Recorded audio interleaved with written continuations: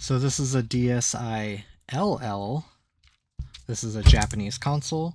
Shell serial number WJF108547117. I'm going to quickly go over why I gave it the condition score that I did.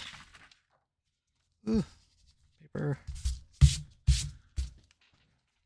Anyway, for the physical condition of the shell, I gave it a 2 out of 3.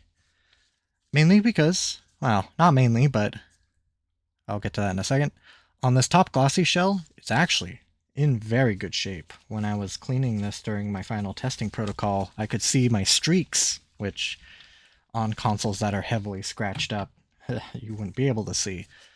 But there is this sort of banding of scratches above the console, and then there's just a lot of like hair scratches all over. This is a glossy shell piece. It will find scratches.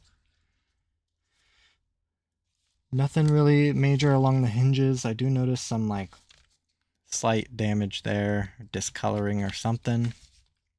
Going around the console, there is a little damage around the charge port. It's going to be very hard to me to show that. Just a very, very minorly, just like almost chewed up a little, maybe just from chargers being trying to find their way in.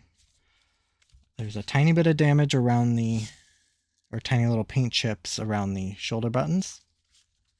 And where I say I mainly give it the very good is because there are some good scratches and nicks here around the edges of the console. There's a pretty good gash right here. On the back, there's just some scratches.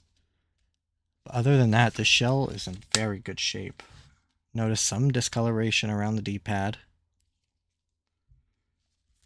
But other than that, these two face shells are in very good shape. The physical condition of the hardware, I also gave a 2 out of 3, mainly because there's just a little bit of paint chipping on the R&L button. All the other buttons look good. The physical condition of the screens, I also gave a 2 out of 3 very good. Mainly, and I'm a little frustrated about it, is because of this scratch right here. Now this is a new digitizer, so somewhere along the line, whether it's me installing it or me testing it before putting on the screen protector, that little scratch emerged. Now I'm fairly positive this is under the screen protector I have included, so it is on the digitizer itself, it's not on the actual screen protector. Or yeah, it's on the digitizer, not on the screen protector. The top screen, you can see a bunch of specs. That's just because I'm in a dusty environment. Top screen's perfect. I think I do have one spec right there that's below the screen protector, but you can't see it when the console's on. So, as much as I would have liked to give these screens an excellent, that scratch is fairly prominent.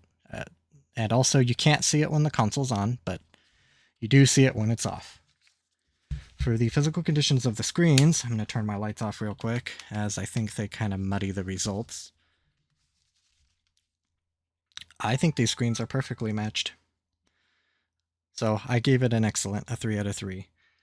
I did note in my final testing protocol that if I really look at it, like if I'm really just sitting here looking at this bleach white screen, I do almost can make out a tiny bit of yellowing on the edges, but if I have to look at it that long to really make that out, then you're not going to see this when you're playing games on it. Which is why I didn't decide to knock down points, because it's not...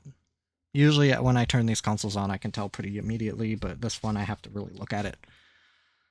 So I think otherwise, these two screens are in great shape. So that is why I gave it the condition score that I did.